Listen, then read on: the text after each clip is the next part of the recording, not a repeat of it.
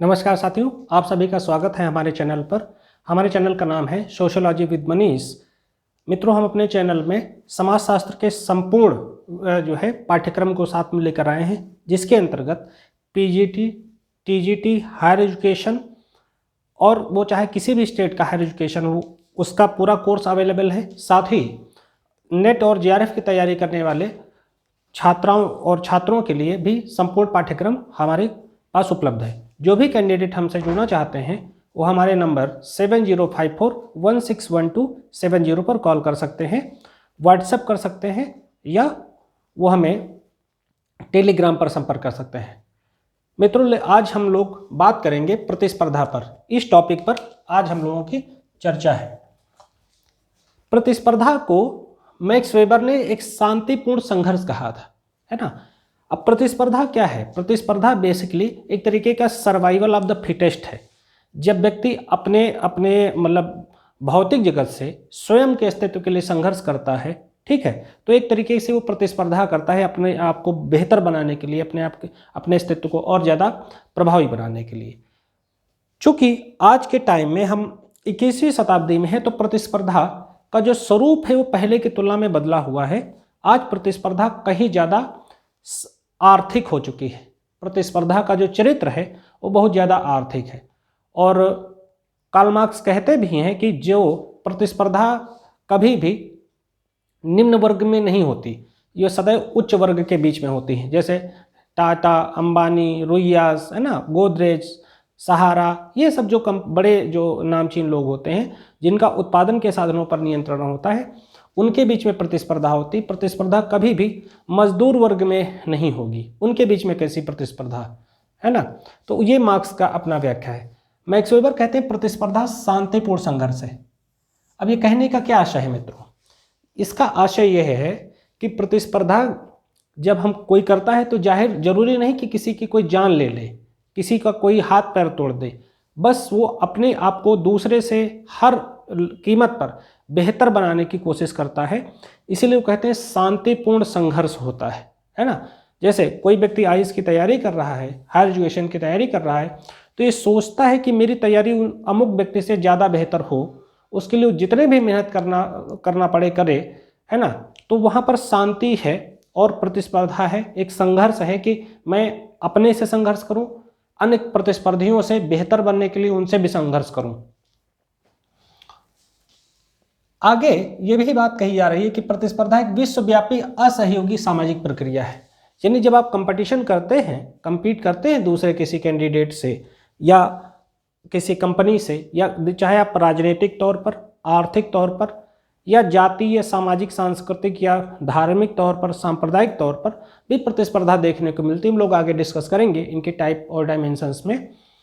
तो वहाँ पर आपको कोई सहयोग नहीं करता, ठीक है, लेकिन ये विश्वव्यापी है, असहयोगी सामाजिक प्रक्रिया है। यानी कि आपको अपने स्तर से चीज़ों को अपनी मेंटेन करना पड़ता है। जैसे यदि मेरा लेक्चर आपको पसंद आएगा तभी आप मेरा पेड ग्रुप लोगे, अदरवाइज मैं किसी भी प्रकार से प्रोत्साहित करूं, आप पेड ग्रुप हमारा नहीं लोगे।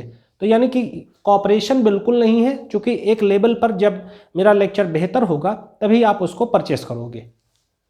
या किसी भी कंपनी का सामान जब हम खरीदते हैं तो उसे हम तुलनात्मक रूप से उसके प्रति हम एकदम निर्मम, कठोर मतलब उसका विश्लेषण करते हैं कि दूसरी कंपनी के वस्तु से हमारा मोबाइल या लैपटॉप, कोई भी घर का गैजेट, घर की कोई वस्तु, गैजेट, मोबाइल, टीवी, कार, है ना, कुछ भी खरीदते हैं तो ये देखते हैं। आगे बात करते हैं मित्रों परिभाषा के स्तर पर। फेयर चाइल्ड ने कहा प्रतिस्पर्धा सीमित वस्तुओं के उपयोग अथवा अधिकार के लिए होने वाला संघर्ष है। वो कहते हैं कि जो प्रतिस्पर्धा है वो सीमित वस्तुओं के लिए होती है। प्रतिस्पर्धा सदैव सीमित वस्तुओं के लिए होने वाला, सीमित वस्तुओं के उपयोग अथवा अधिकार के लिए होने वाला संघर्ष है। बिल्कुल ठीक है, एकदम सिंपल परिभाषा है, डिस्कस करने की कोई आवश्यकता नहीं। अब बढ़ते हैं प्रोफेसर ग्रीन के शब्दों में। प्रोफेसर ग्रीन कहते हैं प्रतिस्पर्धा में दो या अधिक समूह उन लक्ष्यों को प्राप्त करने का प्रयत्न करते हैं जिनमें किसी भी समूह से दूसरे समझौता करने की आशा नहीं करते। एकदम ठीक है। यानी जब प्रतिस्पर्धा करते हैं तो 2 या 2 से अधिक लोग होंगे या समूह होंगे, तो वो उन प्रकार के लक्ष्यों को प्राप्त करने का प्रयत्न करते हैं जिनसे किसी भी समूह से दूसरे समूह समझौता करने की आशा नहीं करते। यानी कि समझौते का कोई काम नहीं है। आप हमसे बेहतर हैं तो आप जो है साबित कीजिए। और ये साबित आप कैसे करेंगे? प्रतिस्पर्धा के द्वारा।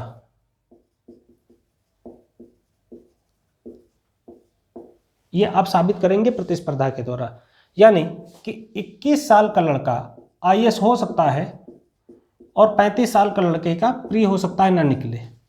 तो वहां पर ये वो कह दे कि भाई मैं 35 साल का हूं, मेरा सिलेक्शन हो जाए, तो कहेगा नहीं, ये इसका कोई मायने नहीं है, आप साबित कीजिए और आप ले जाइए। वहां पर किसी भी प्रकार से समझौता करने की कोई गुंजाइश नहीं है प्रतिस्पर्धा में।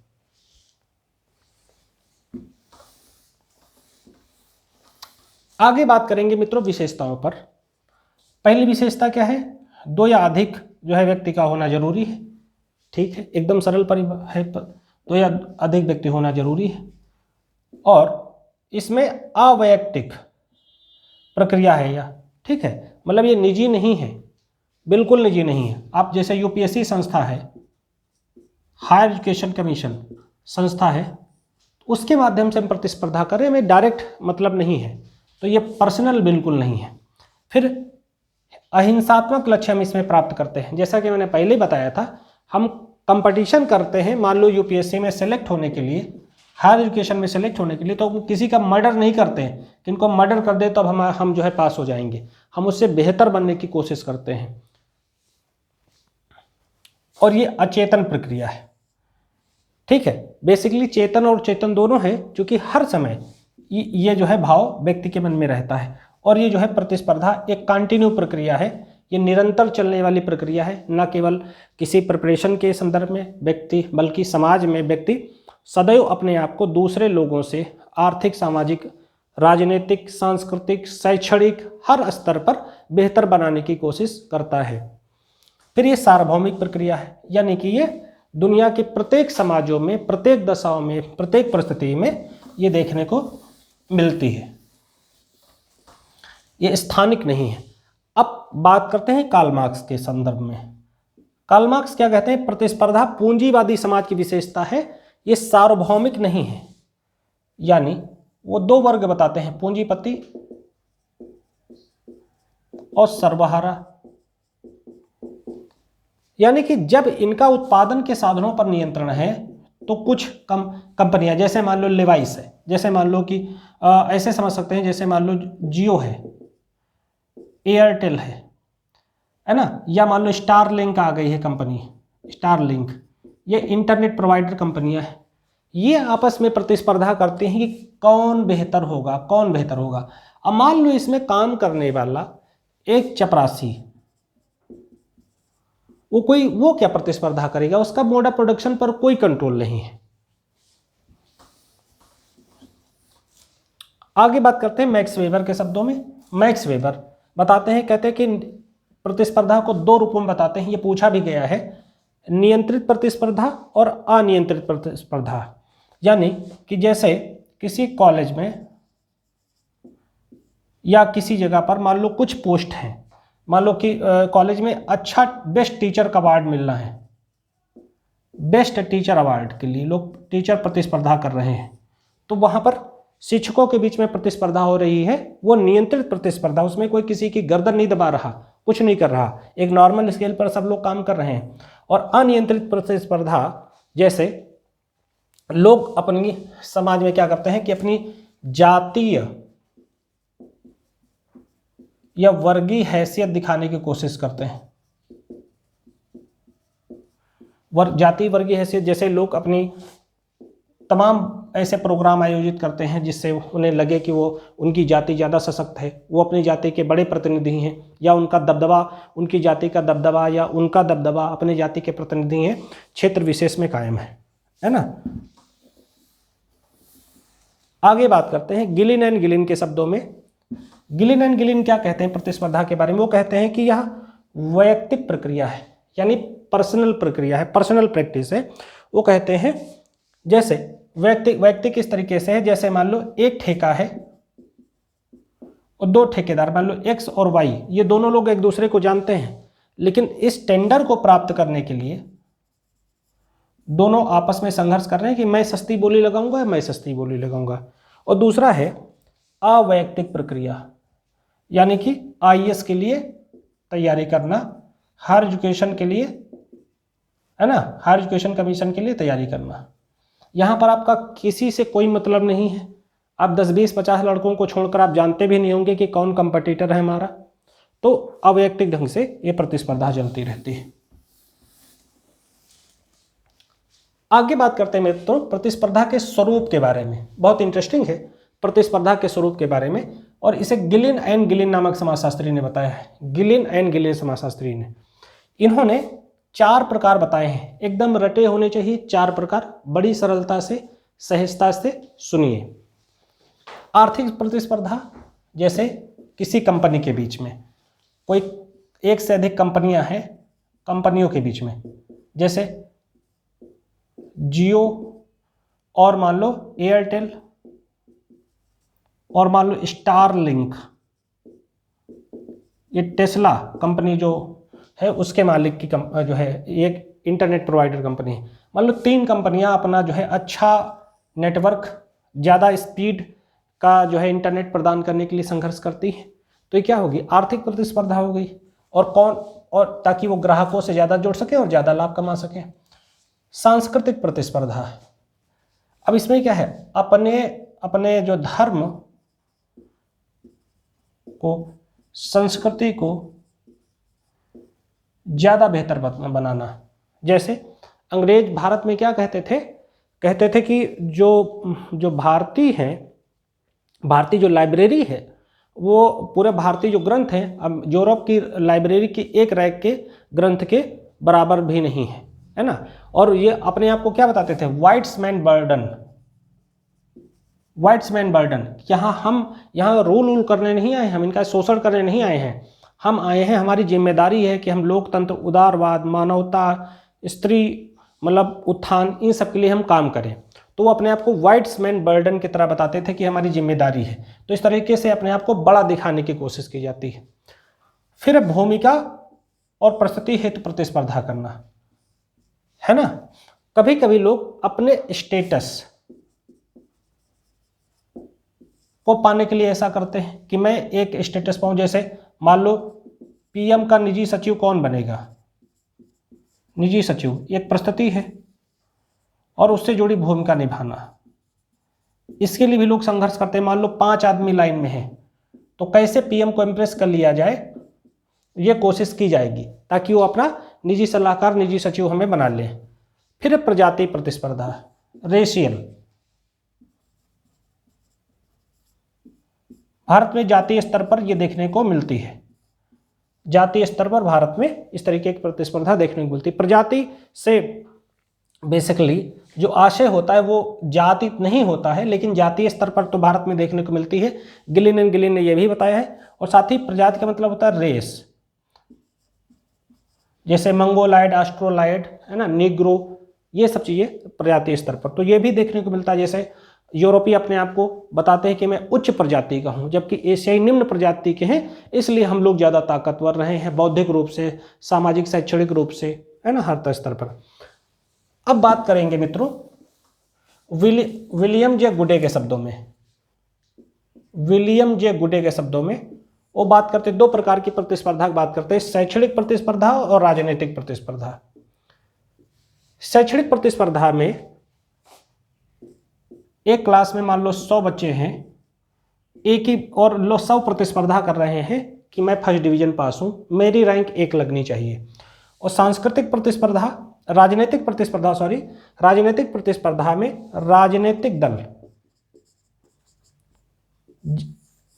किसी राज्य के चुनाव में, जैसे अभी समय चुनाव चल रहे हैं, चुनाव होने वाले हैं 5 राज्यों में, तो उसमें जैसे पश्चिम बंगाल के चुनाव में बीजेपी वर्सेस तृणमूल कांग्रेस आपस में प्रतिस्पर्धा कर रहे हैं ताकि हमारी जो सरकार बन जाए।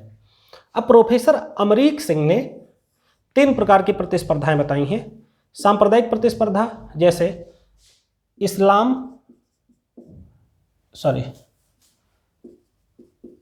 इस्लाम और क्रिश्चियनिटी यानी कि क्रिश्चियंस के बीच में जो चल रही प्रतिस्पर्धा है कि हमारी जो संप्रदाय है उसका अस्तित्व बना रहे, हमारे जो है मतलब इस्लाम ज़्यादा अच्छा है कि जो है क्रिश्चियनिटी ज़्यादा अच्छी है। इसका संघर्ष पूरी दुनिया में चल रहा है, इतिहास में आप पढ़ लीजिए।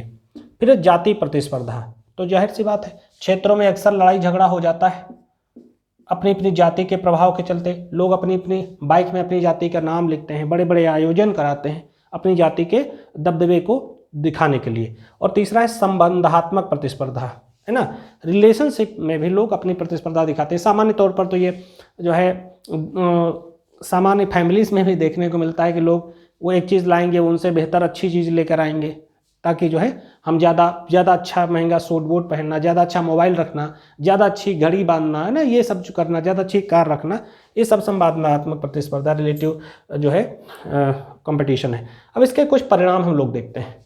गिलिन एंड गिलिन ने कुछ परिणाम बताए हैं, ये देखते हैं। वो कहते हैं कि जो प्रतिस्पर्धा से एक तरीके के सहयोगात्मक परिणाम मिलते हैं।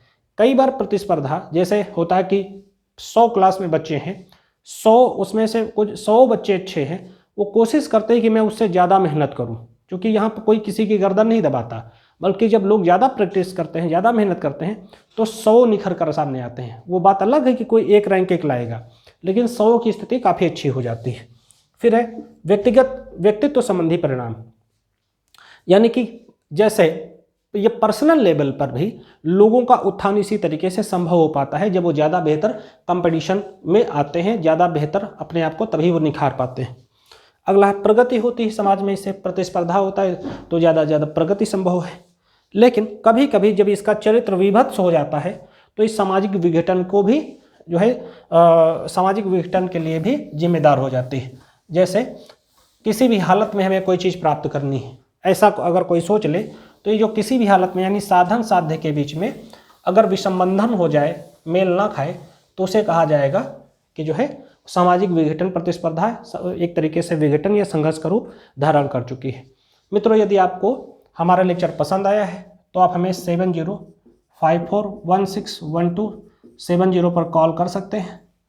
आप हमें कॉल कर सकते हैं, व्हाट्सएप कर सकते हैं, टेलीग्राम पर भी संपर्क कर सकते हैं और हमारे सारे रिकॉर्डेड लेक्चर अवेलेबल हैं। हमारी फीस पीजीटी के लिए मात्र 2500 रुपये है और नेट और जेआरएफ के लिए 5000 रुपये फीस है और 1 साल के लिए वैलिड है। आप लोगों को संपूर्णता में जो है लेक्चर प्रोवाइड किए जाते हैं, उसके आगे से नहीं आता है कुछ। एक ही लेक्चर में आप जब देखेंगे तो आपको ये पता चल जाएगा। साथ ही कहीं से भी कोई लेक्चर देखने की ज़रूरत नहीं पड़ेगी, ना ही कोई बुक पढ़ने की आवश्यकता होगी। तो आप लोग बेहतर और सभी आयामों को मैं ठीक तरीके से सरलता से उदाहरण देकर समझाने की कोशिश करता हूँ, जिससे आप लोगों को जो है बहुत आसानी से समझ में आ जाए और आप अपने सारे क्वेश्चन ठीक कर पाएँ। Thank you very much.